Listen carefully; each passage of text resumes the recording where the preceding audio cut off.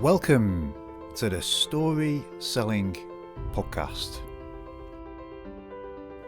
the show that explores how to tell your story, beat writer's block for good, and nurture authentic connections with your ideal clients. With me, your host and founder of StorySelling.biz, Rob Drummond. My work here is really to do with helping you be seen as the expert that you really are, and converting your words, your stories, your expertise into a body of work, into a body of marketing that's going to attract a steady stream of ideal clients to your business. One of the media that I love for doing this is podcasting. I've been podcasting on and off since early 2018. And it's a bit of a slow burn podcasting. You know, when people ask you, is this worth doing? Is this going to generate me clients? It's like, well, it doesn't feel like it is for a long time. And then all of a sudden, an ideal client will come out of the woodwork and they'll say, oh yeah, I like binge listened to like 17 episodes on a flight from the US to Europe. I'm like, oh, did you? That's interesting. So I think what podcasting does, and the reason it lends itself to expertise-based marketing, is it allows people to come deep with you into your topic, to your perspective. It allows you to really lean in on a deeper level. Another reason I like it is because it builds up a body of work that you can repurpose into other formats. So the last time I updated my simple story selling book, a lot of the updates, a lot of the new content came from podcast episodes that I recorded over the previous year. So yes, we're doing podcasting to promote the podcast itself and encourage people to listen to it, but you can also get hold of the transcript and then use the transcript for other formats. However, having said all this, podcasting can be a bit of a time drain. You know, I think people get into it, they think, oh yeah, I'm going to start a podcast, and they get, 5 episodes, 7 episodes in, and it all stalls because they realize, it's a lot of work. It's a lot of time. It's not just the time to record it. It's the time to edit it. It's the time to produce it. If you're then going to repurpose it, it's the time to chop out different sections, create different clips, create content around those clips. It all just becomes a little bit, too much. On today's call, I've got Matthew Bliss. So Matt is a podcast editor, a professional podcast editor. And I have to say that editing is one of the areas that I do on a basic level, but in full transparency, these episodes, I kind of try to minimize the editing in order to get these episodes to you quickly and on time. I do think that there is value in upgrading your editing, especially if you're going to be repurposing into a YouTube channel, into different video formats. I think there's things that you can do to hold the attention of your listener, make it more engaging. So we're going to talk about, I hope, some of those ideas today. So Matt, welcome. Thanks, Rob. It's great to be on the show. Perhaps you could just, for anyone listening, share a slice of your story that explains who you are and what you do today. Sure. It's funny, I've been on a lot of podcasts recently where I've had to give my background, and I've tried to make it as succinct as possible every single time. So I'm hoping this will be a couple of sentences, but I'm going to try and give you the whole lot. I hate it when people ask me, what do I do? It's like the more time goes on, the harder it is to answer the question, but the more confident I am in my body of work. So it's this weird thing. But anyway. Well, look, as a generalist in my career and having to find a job where I am currently, it is almost impossible to pitch yourself as a potential employee with a bunch of different skills and a very unusual background that leads to something that coalesces into a very unique individual that doesn't fit into a career that fits into a large organization. But that can be a podcast for another time. My journey so far, I started in IT support in a school. I moved on from that after providing not just IT support, but classroom support, curriculum, the whole lot in there. Then I got a master of teaching, so I'm actually qualified to be a teacher. Then moved on to corporate training with a state government department in Australia. And hopefully you can hear that I've got an Australian accent. probably not the strongest, but I was in Australia for the longest time. I had met my wife, who is Irish, in Australia. We've been together for a good while after spending a year in London in 2013. But in June of this year, the time of recording, 2023, we moved to Ireland full time from Australia. So we've been here for a few months now. As you can hear, if it hasn't been edited out, I was looking for a job for the longest time. So that's why I'm very focused on explaining my career. But in terms of the podcast editing side of things, I was starting the editing as a side hustle earlier this year on top of my full time job. And I was extremely fortunate to be able to take on podcast editing full time and have it support my, admittedly minimal lifestyle currently in Ireland after we moved, because it did take me about 3 to 4 months to find a job in the area that I'm in. So that weird background for me as a generalist is video editing, learning design, technology support, technology training. There's like a whole, other podcast, as I mentioned there. But in terms of the podcast editing, I've come so far in the last 6 months being able to do it for other people. It really teaches you a lot. What would you say is your biggest learning over the last 6 months? Ooh, that is a very tough question, because you learn a lot when you start running a business for yourself. The main learning that I had is that you always underestimate what you can offer. What you deliver for your services is always far more valuable than you put value on.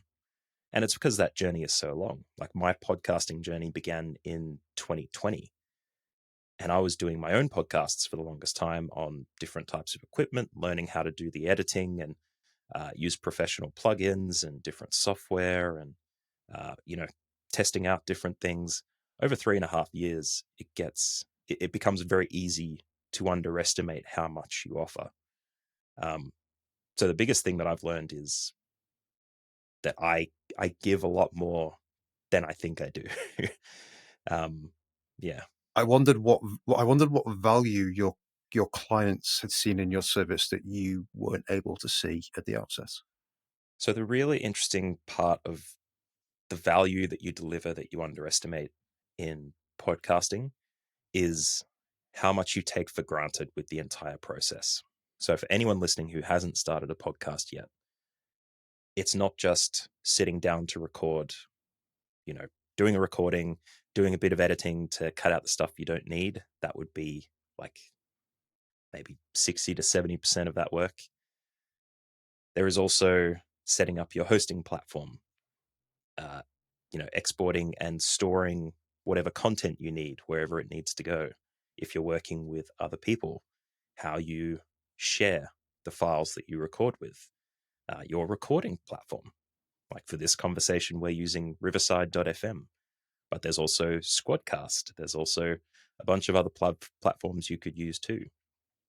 And StreamYard comes to mind as well, actually. StreamYard is definitely coming up in the game a little bit for live streaming for video as well, which is great. Uh, there's also the editing side, which can sometimes take a bit longer than you expect. But then there's the feedback end right after you've posted the episode as well. If you're doing all the right things to make sure your podcast is doing really well, you want to make sure that the interaction goes beyond that if you can. You don't always get that engagement, but you should probably sit down every couple of weeks if you're releasing weekly and listen back to one of your episodes on the platform as well. So that's a little bit more time depending on how long your episode is. There's there's a lot of stuff on the outside of just sitting down, recording, and even editing the podcast. And that's where the value I've found lies with a lot of clients that come to me at least and saying, "Hey, I've got a podcast, or I want to do a podcast. Uh, can you do this for me?" Some people expect different things depending on how far along they are in their journey. Like, I've got a client at the moment that is definitely capable of doing the editing stuff themselves. They're not coming to me because they're deficient in any way, but they just don't have time. So I step in and do the editing for them, send them the files, and they do everything else themselves. No bother there at all. I've also had clients come to me saying, I'd like to do my podcast next week. I've recorded a bunch of episodes already. I just need to edit them and post them. So can you help me with that? And I'm like, sure. I think editing means different things to different people. I think some people think it just means like clearing out a few ums and ahs. But other people, it might mean some kind of more fancy post production where you're adding in music or you're rejigging the ordering of content. But perhaps the first question is well, what do you need? Very good question.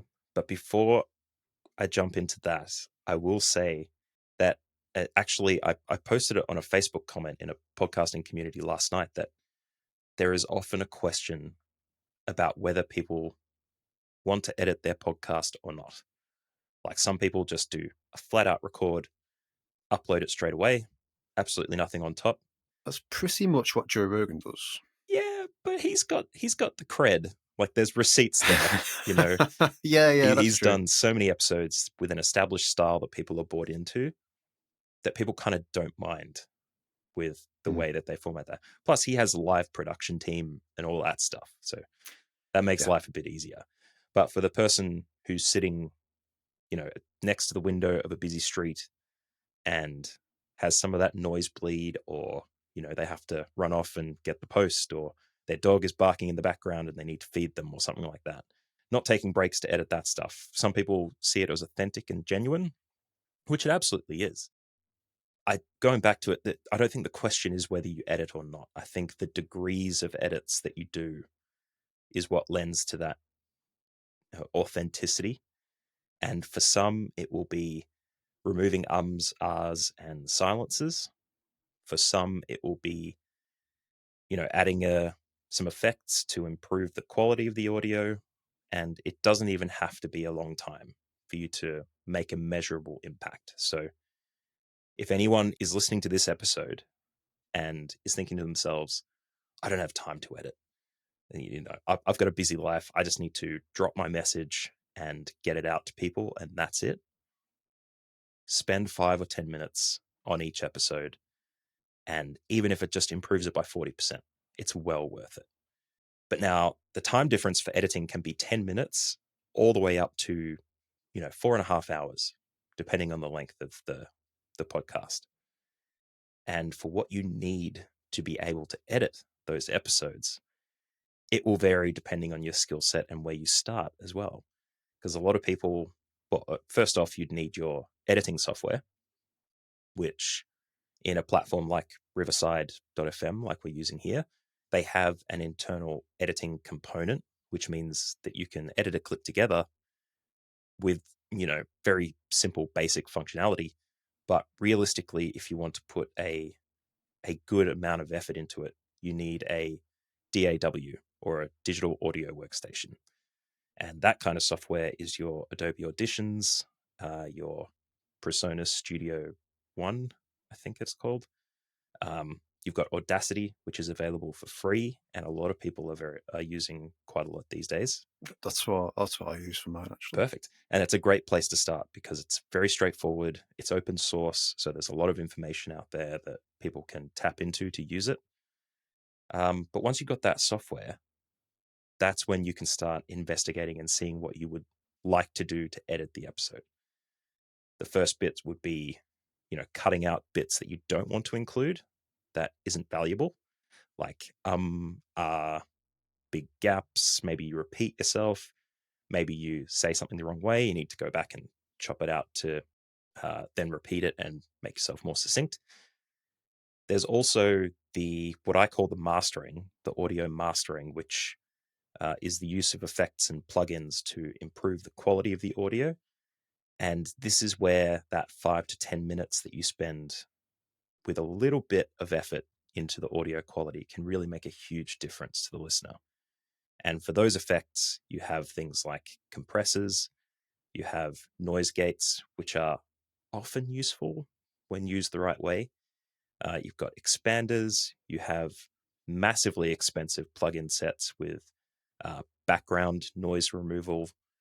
Um, you can remove mouth clicks, of which I have a lot of because, secret tip number one, don't drink coffee or dehydrating things while you're recording a podcast. I'm committing a cardinal sin here. If you can hear it, then that's what the problem is. Um, so no coffee, just water. Yeah, using those effects, they can significantly improve the quality of the audio that you're delivering to your listener. So even if you don't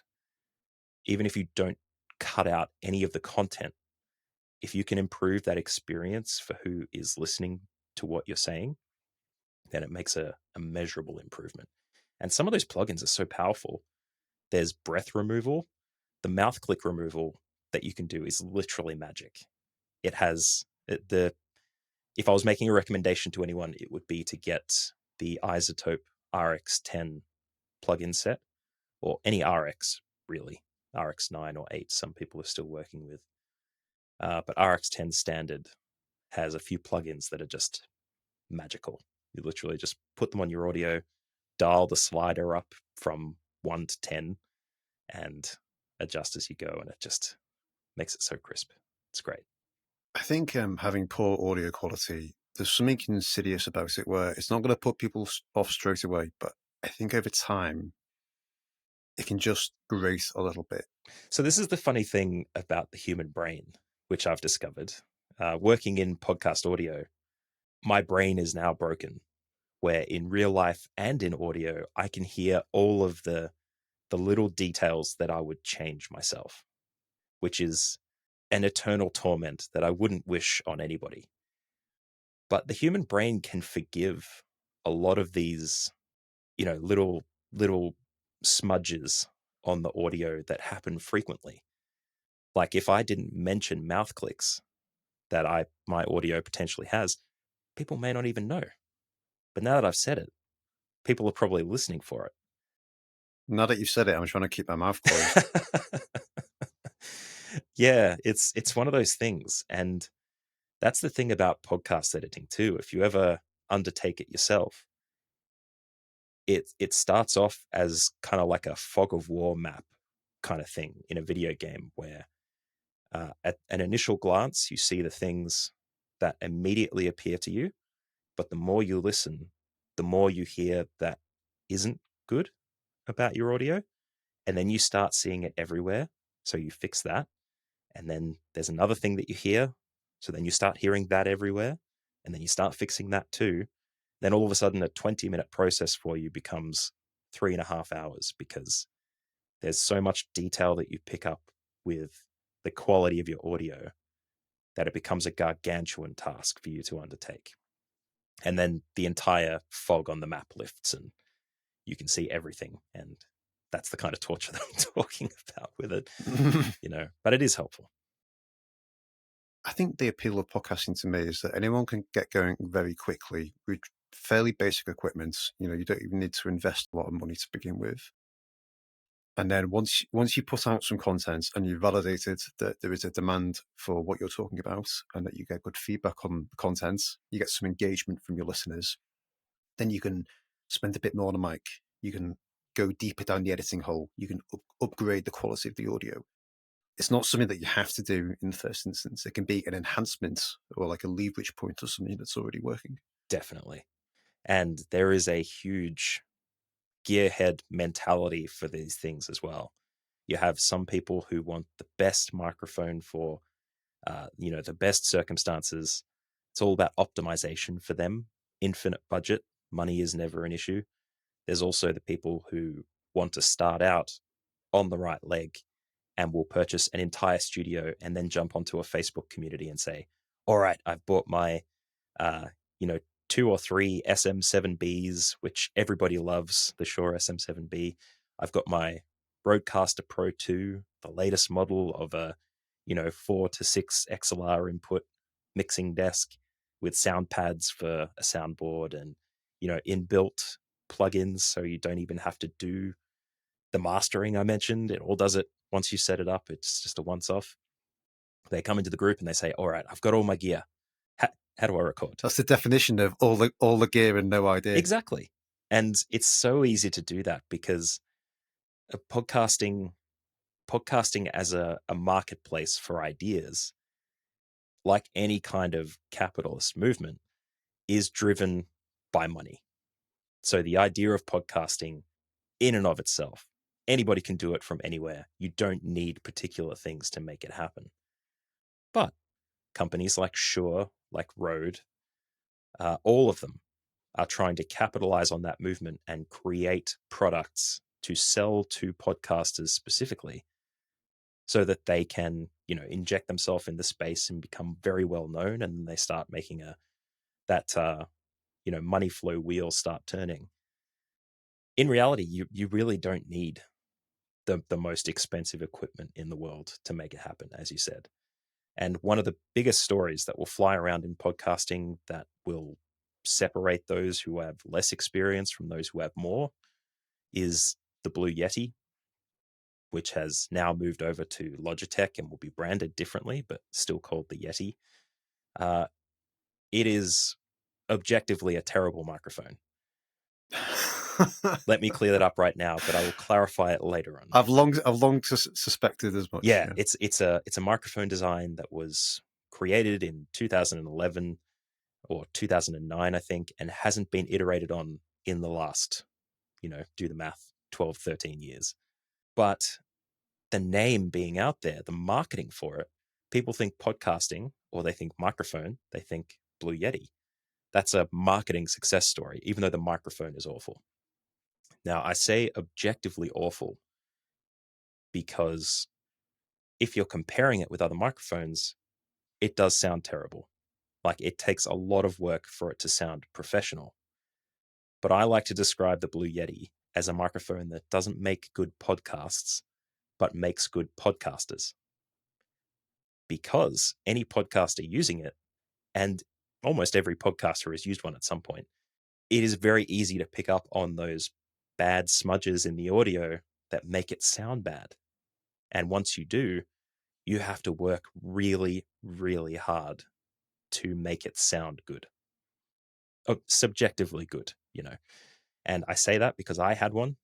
I made my workplace buy one for me when I was doing podcasting for them, and I used it for the longest time. And it took me about 2 years to get to a place where I could position the microphone, where I had treated my room to reduce echoes, where I had investigated enough to find out that you have to gain all the way down. The volume should be at its lowest. You have to be as close to the microphone as possible, but not too close that it's picking up all of your mouth movements and clicks and stuff. Having a pop filter because those plosives sound awful in the Yeti, all these things. And then in post production, figuring out equalization and compression and noise gates and all that stuff. All of it is almost necessary with the Blue Yeti. So it helps you get to the stage where you can then purchase a more expensive microphone, which I did. I moved on from the Blue Yeti. I bought the Shure MV7X, which is an XLR version only of the USB version, the MV7. And before moving to Ireland, I bought the Electro Voice RE320, which is what I'm speaking on today. But that is an area of microphones that not everybody needs to go, because the USB only microphone has come so far in the last while. They're a bit expensive, like probably around 400 Australian, maybe 200 American. Mm. I'm not going to try and predict the British pound because I'm currently in euros. So give or Mm. take 25% VAT. But I don't like to think about the exchange rate very no, much. no, it's not fun. But suffice to say that the microphones can get expensive. But Having said that, though, I do think there is a notable step up in quality just from having a slightly better microphone. oh yes, definitely. I'm probably somewhere in between. So, like for the first few years of podcasting, I was using a fairly inexpensive condenser mic that maybe cost me about £30, £40, which was better than a headset. Mm, And then eventually I switched to this mic, which is a Rode condenser. And it's kind of the mid-level one. It's probably probably cost me about £200 or so. And then, you know, when you buy something, you listen back to the quality, and I'm like, oh, I should have done this. I should have done this a few years ago. Yes. Like it was an immediate gain. Whereas there's, I think once you've had those gains, you're then looking at sort of smaller increases after that. Yeah. Yeah. Like with all things, you can make big gains and then it's always very small incremental increases after that.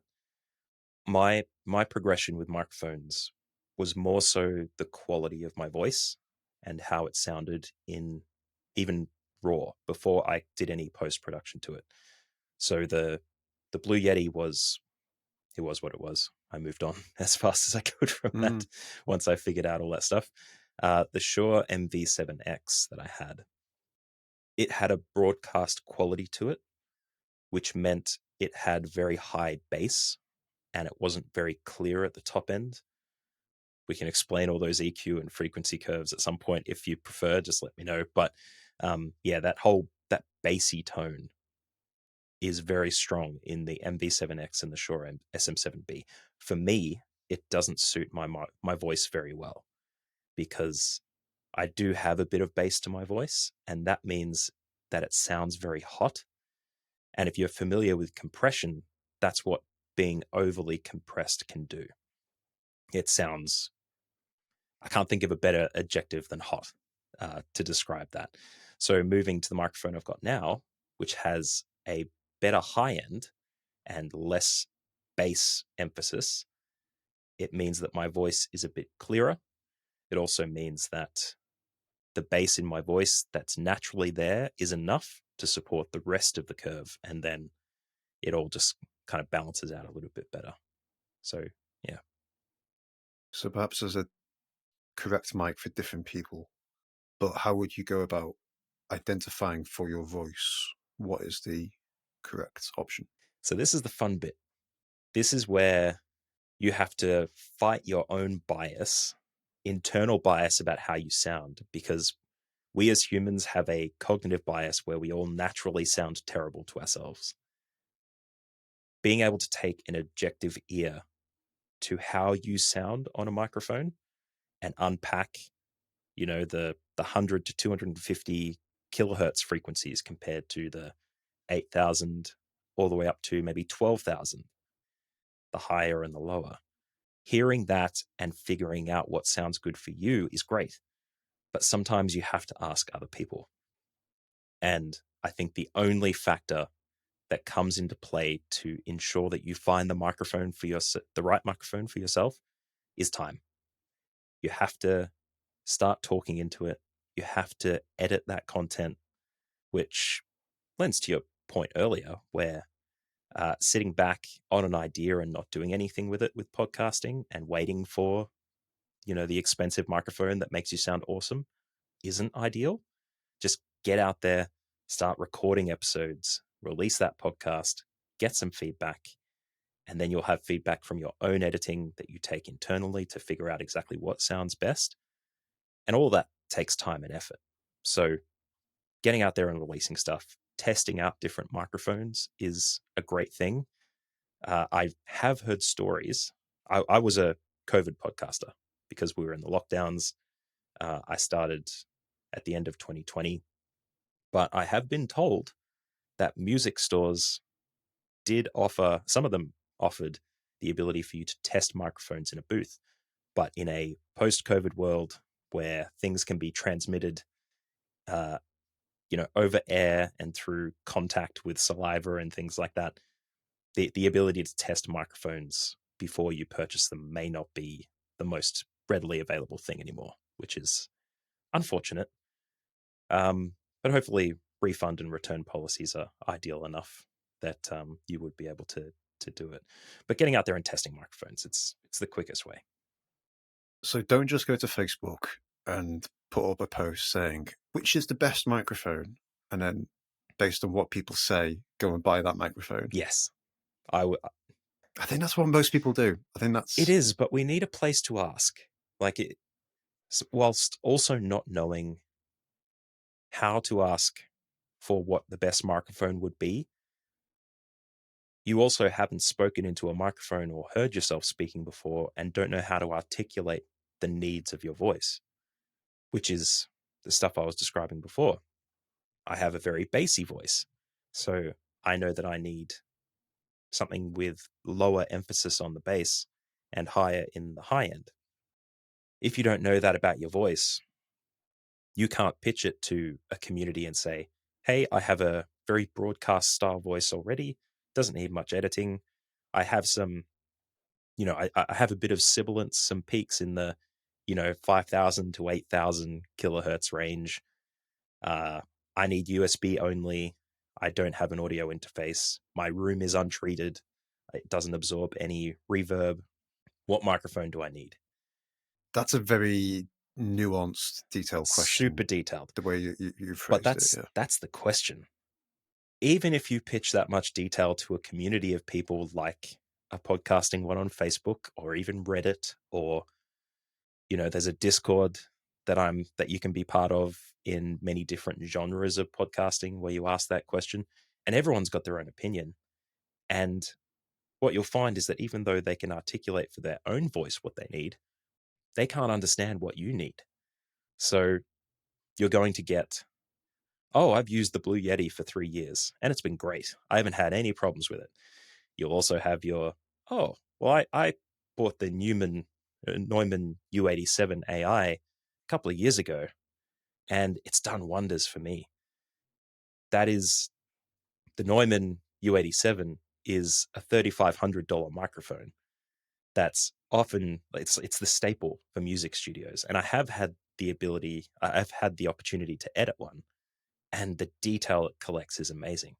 But if you're just starting in your basement with your kids playing around upstairs, you're not going to buy a $3,500 microphone. So you'll get people's experiences and their opinions that have been gathered in the hive mind mentality from the internet. And that's when you end up with the Shure SM7B, because everyone sees it on a podcast. People start podcasts with it because they see everyone else with it. Then all of a sudden, it just pervades that way. So all that is to say, throw the question out there if you want to, but take every response with a grain of salt. There's an analogy here to people who ask, which email marketing system should I use? Is MailChimp better than Keep? Um, But there's not enough detail in the question that pertains to your situation and what you're using it for and what you're trying to do with it. So then again, you get people volunteering their experience, and it just it leads to this thing as well, where it's the same thing, or people see other people in their market using Active Campaign or some particular tool, so then they buy Active Campaign because they can see other people using it, and it all missed the detail in the question. And the value placed on what other people use and the way they talk about it is part of that too, right? So you have your MailChimpers out there who are saying, MailChimp does all the things that I need to do. People project themselves onto that person and say, I'm looking to do those things, so MailChimp must be the best. But you don't know all the decisions they went through to come to that. Let's go back to the U87 $3,500 microphone. A throwaway Facebook comment about the U87 could be like, okay, that's an awesome microphone. What you don't know is that person has 20 to 25 years of radio broadcast experience, is working for a massive podcast network, maybe NPR or something like that in America, and they didn't actually have to buy the microphone. They work in a professional studio, so that's how they get that. It's also the same with the DAWs, the software you use to edit podcasts as well. Some people talk about how Adobe Audition is better than Presonus Studio One, or better than DaVinci Resolve with its Fairlight function. But all of them do the same thing in the end. The only thing that's different is the stuff that's available by default in the platform. So you're absolutely right. Like, if you say, what's the best CRM for my circumstance, that's not actually what you're asking. And the person hearing it answers not the question, but their circumstance. And then, yeah, it just becomes people talking past each other. which isn't valuable. Something else I wanted to mention as well was the more podcasting you do, the more you'll become experienced at editing and hearing the things that you need to improve. But also the more you podcast, the better you get at doing it. And whether that's you talking monologue to a microphone or whether that's you interviewing a guest, I think there's some value in just getting going and then becoming more adept at recording without having to edit lots and lots in the post production. Definitely. That is a technique that I ended up using with my podcast, Dead Drop Game News, which I've been dithering over the last couple of months about whether to continue. I don't think it will.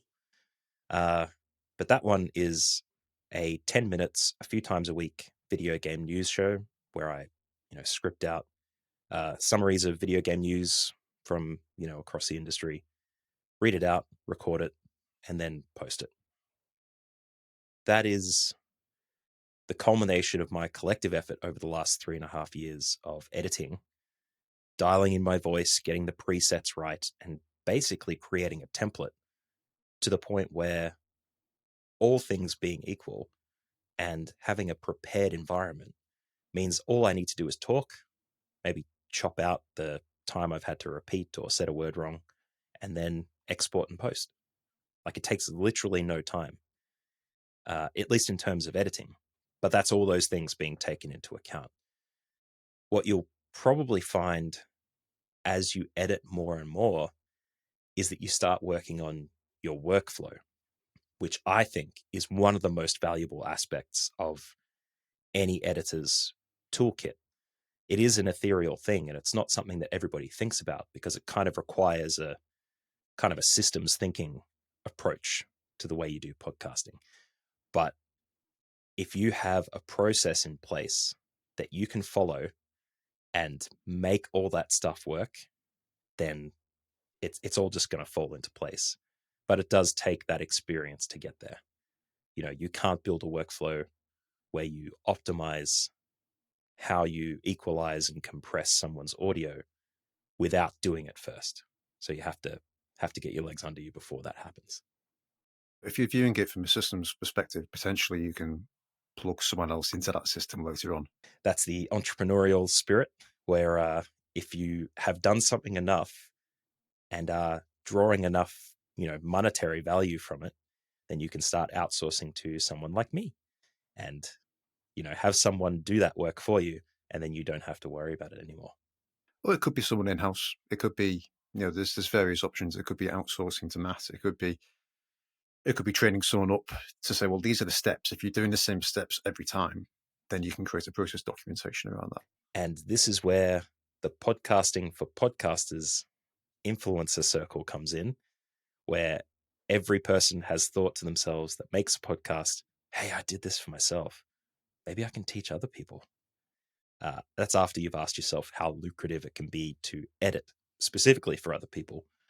And there's often communities attached to, say, hosting websites like Captivate.fm and Buzzsprout and things like that will try to teach you those things. This is where I'm kind of in two minds about how you can bring someone up into that workflow, because audio is a tricky thing. The outliers that are that you have to deal with sometimes really require that experience of what led you there. Like, for the audio that I'm editing for some of my clients, I know that they may not be in the same space every single time.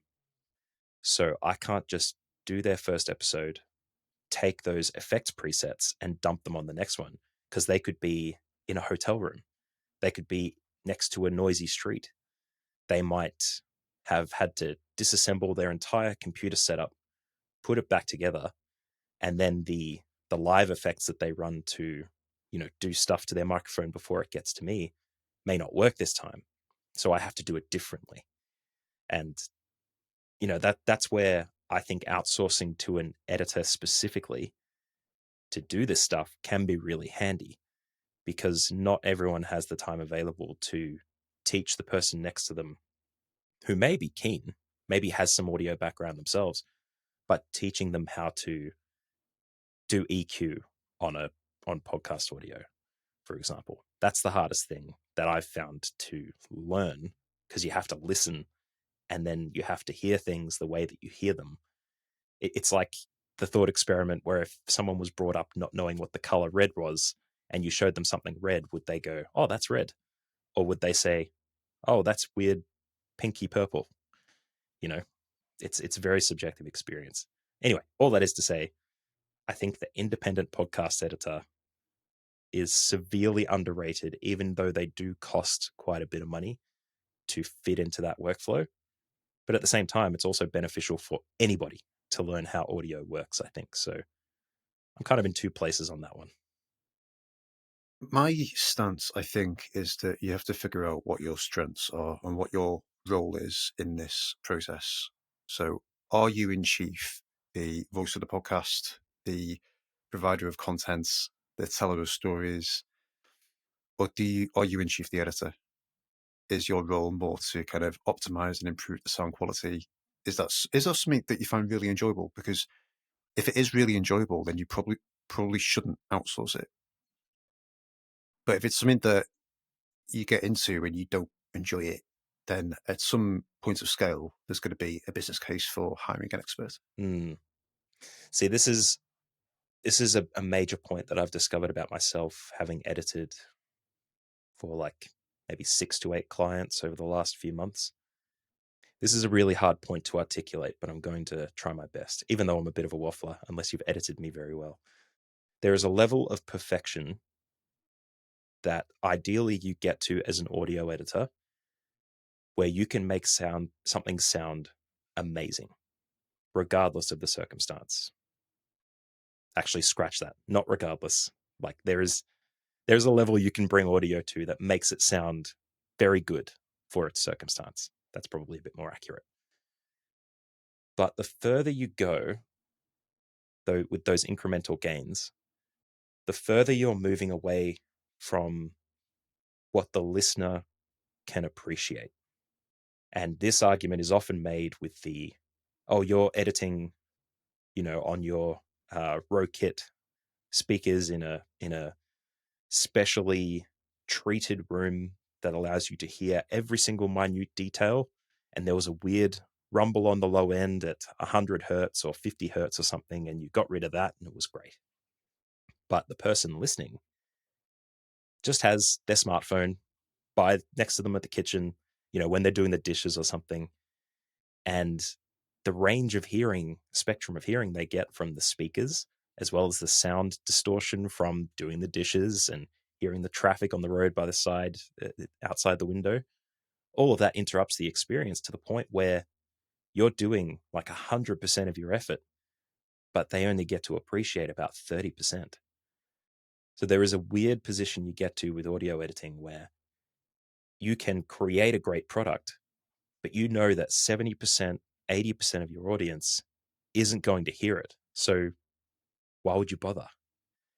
And I struggle with that perfection because I know that people won't hear it. In fact, I know that some of my clients can't hear the work that I do and the effort that goes in, but I still do it because I can't stop myself.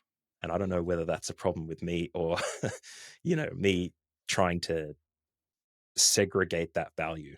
And as someone who's selling their services as an editor, I want to be able to say, you know what, if you can pay for it, you get the 4.5 hours I can spend on 30 minutes of audio to make you sound amazing. But if you can't pay that much, you only get 50% of what I can do. It's just, And the 80/20 principle applies because that's going to provide more benefit than the second that's 50%. it. And then it depends on what kind of podcast where the 80% goes, right? If it's content, like if it's an interview, you want it to be content because people can forgive a more natural audio environment.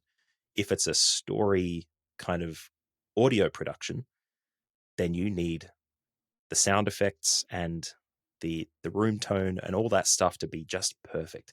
So it has to go into absolutely everything, and that cannot be forgiven. Or if it's a solo episode and you've got lots of music transitions, like a true crime kind of reflective kind of thing, then it has to go somewhere else. Like it's all a very complicated circumstance, and you have to adjust based on what you want from the show. It's long answer for something that's simple, but every podcaster gets there, I think. I was just thinking that in the early days, this podcast, at the time that I was recording, it was in the spring or maybe early summer, and the guys mowing the lawns would always come round at recording time. So you'd be 10 minutes into the episode, and all I could hear on the road setup was as this thing went by outside. To the point where I actually said on one episode, I'm really sorry if you can hear the lawnmowers on the episode. And someone got back to me and said, I didn't actually notice. And that's the perfectionism that shows through. Like you can hear your environment and everything that happens, but sometimes it just doesn't pop in. I even did an experiment at work once because one of the things that hits so hard when you start hearing it is the plosive. And in case you don't edit too frequently, please bring pizza pronto. That P noise that you hear, it's from put and sometimes t.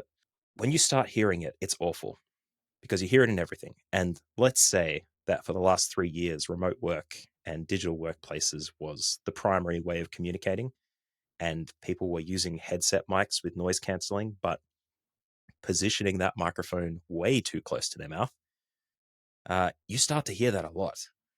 And for me, I was like eye twitching and every time I heard it. So I did an experiment with some people I was working with. I said, I recorded a track and I made it as plosive as possible.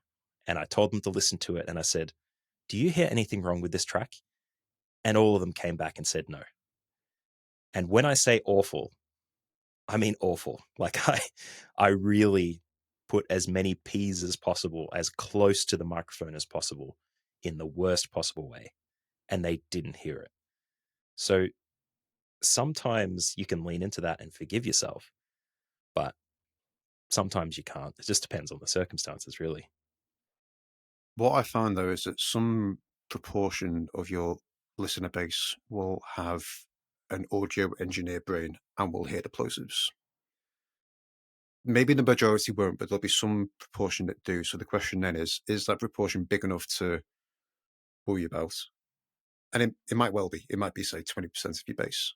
And that's there's something I've been tossing up about the podcasts for podcasters, because some of them sound great because they've gone through that effort, they know how to sound good, but some of them do not sound that great.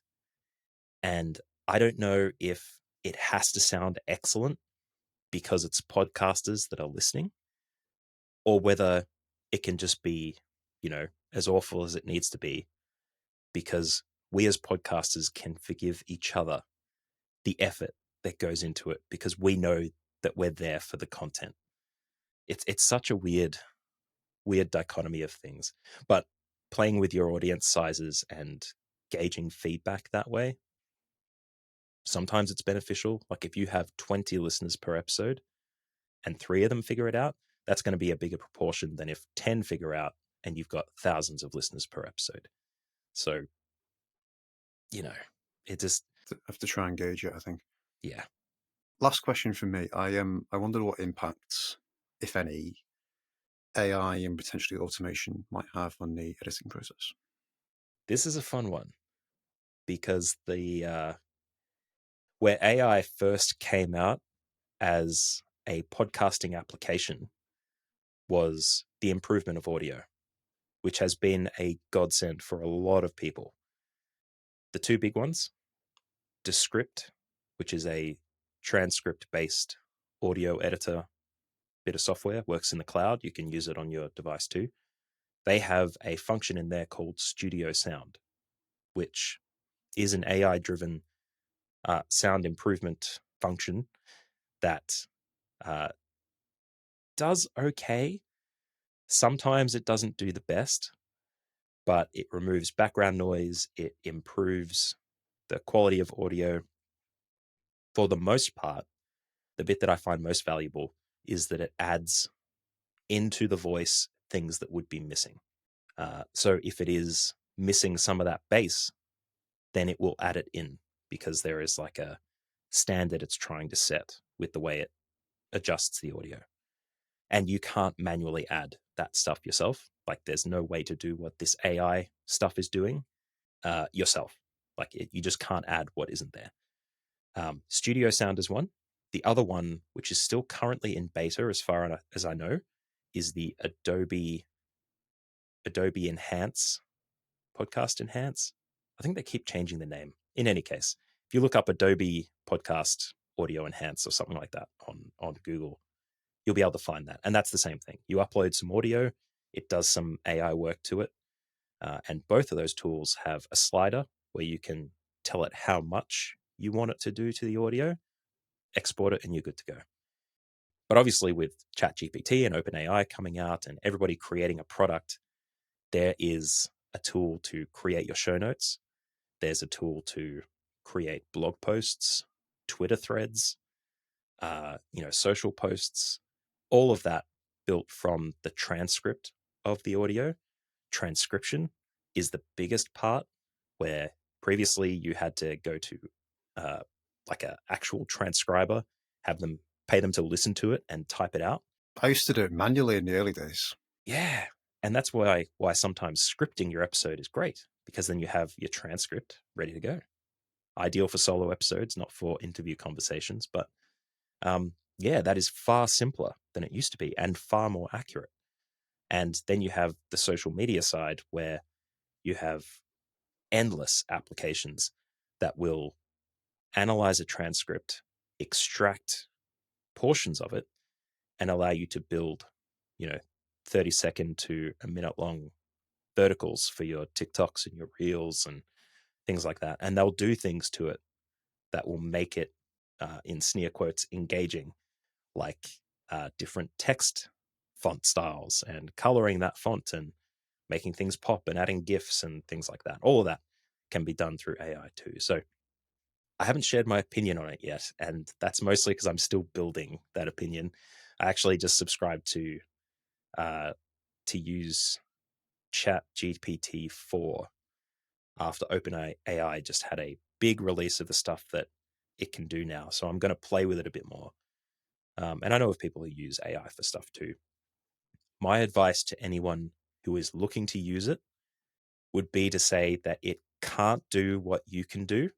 There are people experimenting with entirely AI driven podcasts, with voice synthesized podcast transcription scripts, built entirely through AI, processed through synthetic voice, and then released and uploaded all through AI, where the person doesn't even touch it. Is that what you want? Feels a bit like searching for El Dorado. It's the eternal journey for the podcaster is, how can I do this in less time? But if you are sacrificing things to get there, then I would ask, is it actually saving you time? My critique on the copywriting side has been recently that it lacks wisdom, it lacks judgment, it can't do you. Oh yeah. It doesn't know your backstory, and there's always echoes of your past in the current version of you, and it's blind to that. I've been fairly impressed with Cast Magic recently in terms of getting a high quality transcript very quickly and then starting to repurpose that into different formats. So I think that's also coming along. Yes, I'd agree. But yeah, I think people are expecting too much. Yeah, and then this can be a huge conversation. Maybe bring me back for another episode and we can talk about it, unless you've had someone else on to do it, because the whole creator economy around this, like doing things quickly en masse for a very small price, it impacts everything else as well. Like the Mr. Beast of things, where everyone uses that text because everyone knows, sorry, not text, that font style is associated with Mr. Beast. And so everybody's using that font because they want to get those Mr. Beast points for anything they put on YouTube Shorts, for example. Everybody uses it, becomes saturated. All of a sudden, you don't stand out at all. And people find it easier to flick away from the content that you're trying to share. And if it's easier to flick, it's not engaging them. But how do you engage or disrupt engagement for long enough in a society that's entirely driven by the attention economy? All of this stuff kind of coalesces with AI doing things not through, you know, a cognitive approach to separating yourself from what makes what what looks different. I'm having a lot of trouble articulating this in a way that doesn't completely disrupt the episode and make this go for 3 hours. So I'm just going to finish it there. But you know, I, I think there's a difference between using podcasting to attract a new audience and using podcasting to deepen a relationship with people who already know you to a degree. there is, and there's arguments to be made that at this very moment, people are feeding entire transcripts of their show into what is being called by OpenAI as GPTs to create chatbots that allow you to query a person. It's like building your own, isn't Yeah, it? and it's much easier than it used to be. I was part of a 8-month long virtual assistant project where I used to work that failed because the money investment was too big. But now you get a $20 US per month subscription to create a GPT, deploy it, and you can have a chatbot on your website where people can ask you what they want to know based on all of this information you can push into it. Like, it's crazy. And for audience engagement, that can be unreal. But at what cost? Hmm. It's an interesting discussion. Let's leave it here, Matt. How do people get in touch with you, find out more about your work? If you want to hear a podcast that I'm particularly proud of, that I think is the peak of my podcasting career, I'm doing one with my wife at the moment. It's currently on hiatus. We'll be coming back shortly. Called "From My Home to Yours," available anywhere you get your podcasts. It's about our journey from Australia to Ireland and all of the things that we need to do as expats and repats to uh, get things started. If you want to get in touch with me to organize a consultation, you can go to mbpod.com. That's matthewblisspod.com and set up a consultation time. Or if you'd like me to edit for you, I'm currently not taking on as many clients as I used to because I have managed to get a full-time job. Yay. Uh, but if you are interested in talking to me, you can contact me via the website as well. That's mbpod.com. So if you're about to go to Facebook and ask which mic is better, the Blue Yeti or the Rode, don't do that. Go and book a consultation with Matt first. Or just put hashtag storytelling with Rob in the post. And when I see it, I'll tell you off for going there and send you back to the episode. Good stuff. I just wanted to add before we go that it's interesting. We haven't really touched on your journey from Australia to Ireland, but location is one of the writing prompts I get my writers to think about in terms of where have you spent time in your life that matters to you, and what is it that you associate with those places? Because often that's a rich. If you're thinking of stories to illustrate your podcast with, to illustrate the points that you're making, that can be a way of thinking about, well, where have you spent time? What happened in those places? Who did you meet? And how can you illustrate your message with those stories? Hmm. So you're asking me what would inform from my home to yours specifically? Possibly, but if you're planning out your episodes, and my argument is that planning the content is, in some respects, the primary starting point. I think editing sits on top of that. Yes. But then you've still got to make it interesting. You've still got to illustrate what you're saying with example. And actually, it's the stories that kind of pull people in and let them get to know you. And thinking about the places that you lived and the journeys that you've been on and the people that you've met and the things that attach to that is one way of kind of interrogating your story and holding it or bringing it out into the light. So without it being a long answer, that's probably why From My Home to Yours is so enjoyable for the people that stick around, because it's not just us sharing tips and advice, we're also sharing which part of our journey we're on. So the first 5 to 6 episodes, I think it's 6, are in Australia. We're packing up the house, we're doing everything we need to do to get set up before we go. And now we're in Ireland, and we've been telling people we're currently living with my wife's parents, and now we've moved to where we intend to stay. This is what the rental has been like. So that kind of positional story has been clear. But I'd also argue that the editing can help too. There was an episode that was entirely voice notes recorded from my phone at different aspects of the journey, from cleaning up the house and handing over the keys to the real estate agent because we're still getting it rented out, and all the way to being on the plane in my parents, landing at Dublin Airport. We got an episode with all of those strung together with interstitial audio of magpies and nature and stuff like that. We also cut in different bits of Irish television. That's been pretty funny, that we like to talk about for sayings and stuff. So I think there's a bit of column A and column B there. Great. I'll look forward to listening to it. And yeah, thanks. It's been great. We'll have you back on soon. Sounds good. Thanks, Rob. If you've enjoyed this episode of the Story Selling Podcast, you'll want to make sure you're on my email list.